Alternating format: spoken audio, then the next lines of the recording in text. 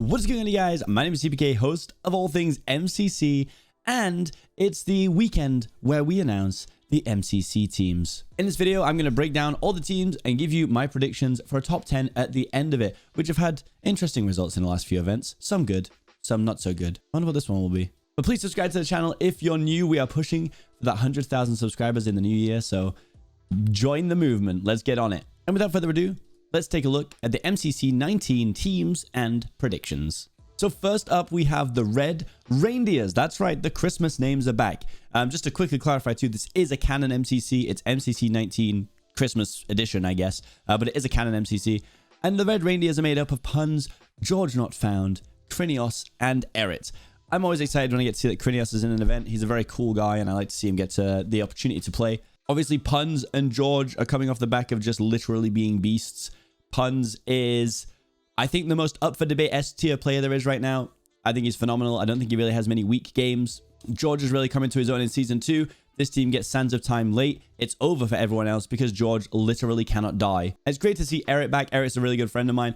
And it's cool to see him streaming again. I know he hasn't been streaming so much recently, so always sick to see Eret get on the streams and love to see them all compete. So overall, an average of 9,290.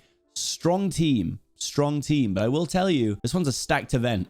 It really is a stacked event. It's wild. And you'll see what I mean when we go over to the next team. Now, I know you're seeing orange. And you're thinking, orange, ocelots, orange, something. How are they making it Christmas? Nope. This team is the Ginger Breadmen. That's not a joke. Someone okayed that name. Very confused. The Ginger Breadmen.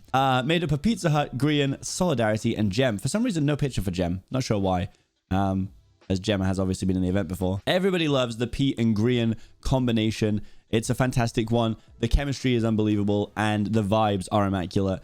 Grian and Solidarity also great friends. Solidarity teamed with Pizza Hut previously when I teamed with Pizza Hut, so you know there's going to be vibes on this team. I can't tell, but I feel like this is a team that people are going to sleep on, even though I think they're going to be very, very good. Solidarity's been holding his own. Grian, I feel like, has been on a constant improvement. And Pete is just Mr. Consistent. So overall, another strong team coming in with an average of 9,045. So just behind Red Team, meaning that these two teams are super close in average points. And I think that, surprisingly, I don't think either of those two teams are going to win. That should tell you how good the rest of the teams are too. I think this is a team that can do really well in games like survival games, weirdly. I think they're very tactical, and I do think that they can survive towards the end of the game and sweep up some points at the end. But let's assume in survival games is even back. We don't know the games yet. This is why it's so hard to do predictions. And of course, it's a good hole in the wall team. It's a good hole in the wall team. So maybe we'll even see some hole in the wall. The next team up is the Yellow Yetis, made up of Quig, Captain Sparkles, Cara Corvus, and Michael McChill.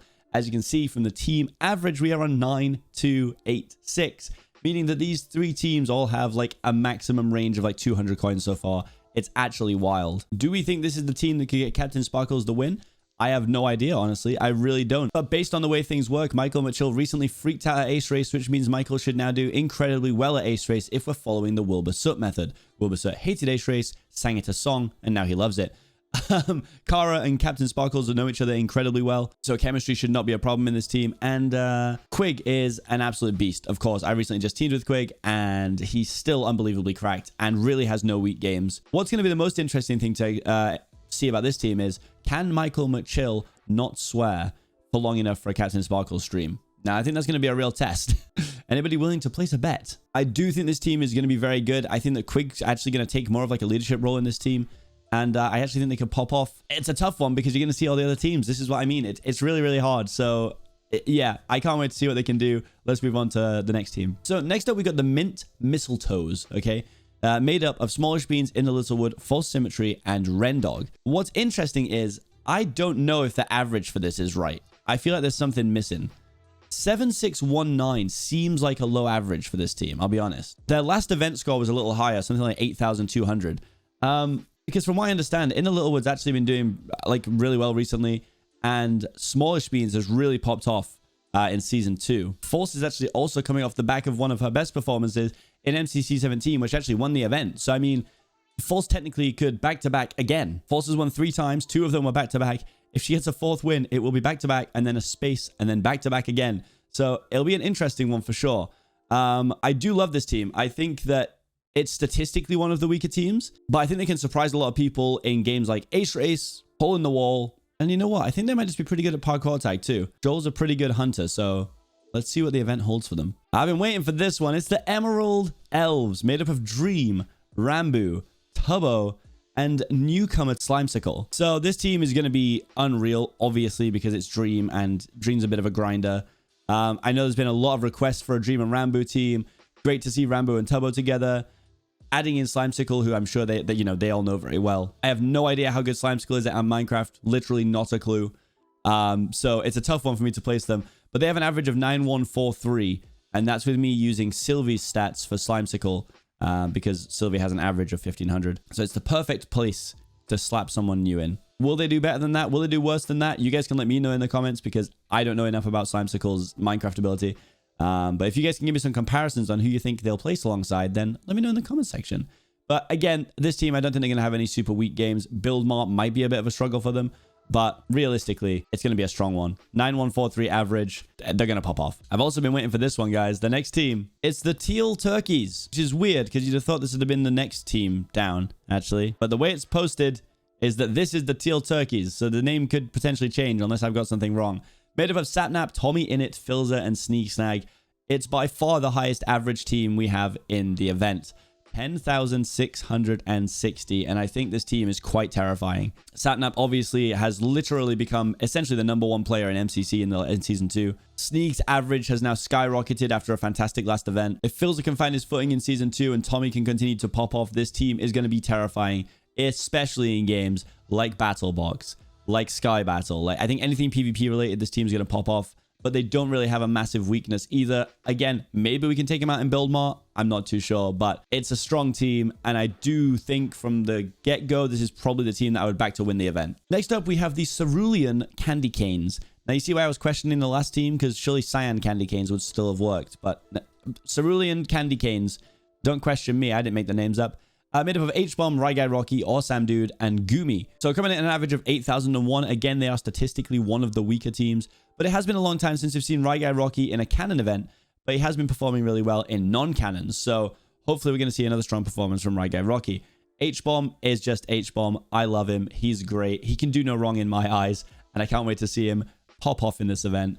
With the return of Sam and Goomy, who are still relatively new to the event, which could be a bit of a detriment to the team just because they haven't played too many events. But with a couple of events under their belts, a little bit of learning, I'm sure they can actually pop off in this event.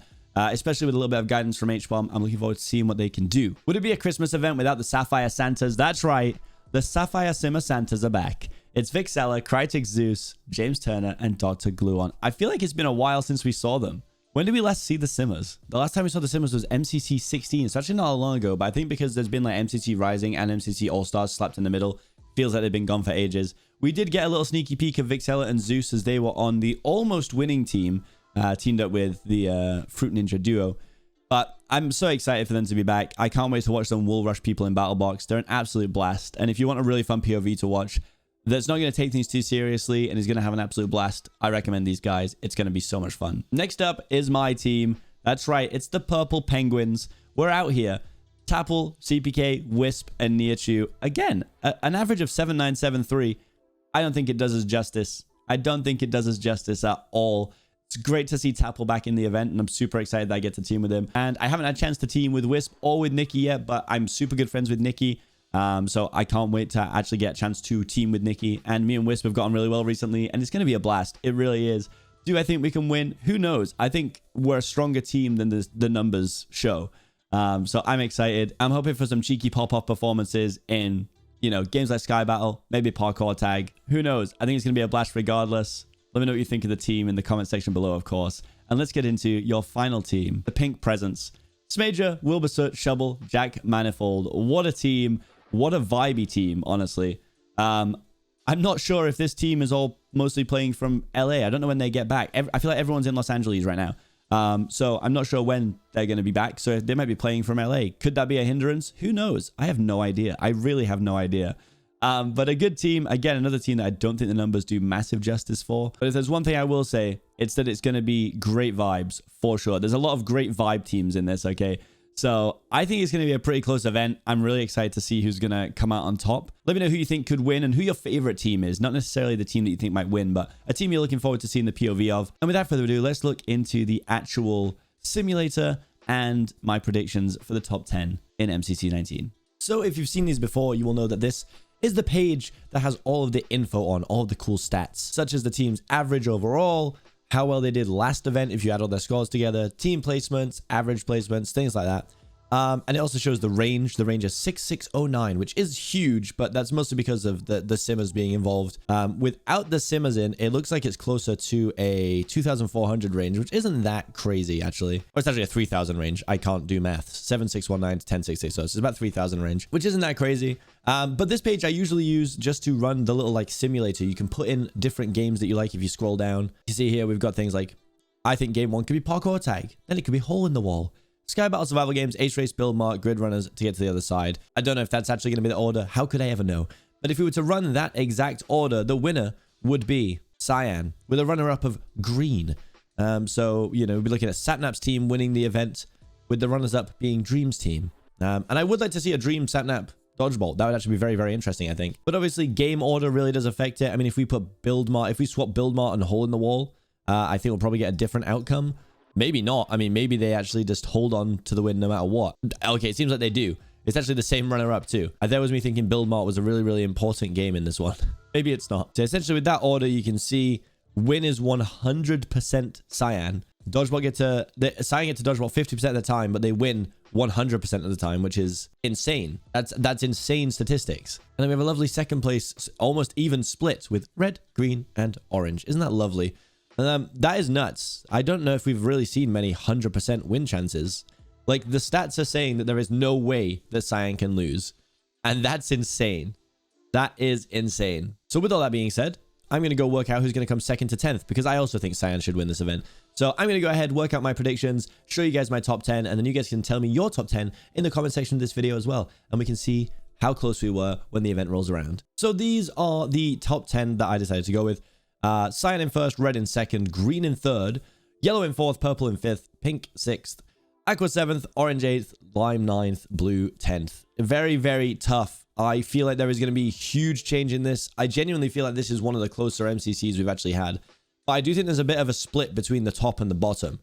So I think as it goes, red, green, and Cyan should definitely be in the top 4. Like, those 3 teams should all be in the top 4. And then I think there's basically a bunch of teams who are all fighting for, like, 5th place and above. Like, I put my own team in 5th place because I think we really can come 5th place and could do even better than 5th place. But also at the same time, Lime could also come 5th place. I don't think the teams I've put under 5 can win, but I could be completely wrong. I basically think from 5 and below, it's a real struggle to win. And then 4 and above, it's kind of like a fight between those guys.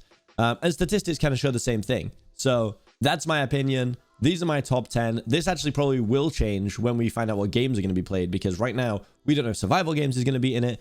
We don't know what maps are going to be played yet, and that can actually make a big difference. So these are my predictions for now. Thank you guys for watching. Hopefully you enjoyed this. Let me know your top 10 in the comment section below. As always, I've been Seapeekay, host of all things MCC. I'll see you guys next time.